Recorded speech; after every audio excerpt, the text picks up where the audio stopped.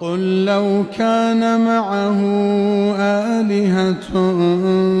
كما يقولون إذا لابتغوا إلى ذي العرش سبيلا سبحانه وتعالى عما يقولون علوا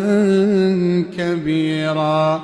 تسبح له السماوات السبع والأرض ومن فيهن وإن من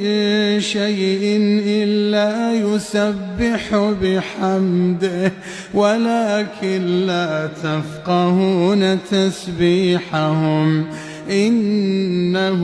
كان حليما غفورا وإذا قرأت القرآن جعلنا بينك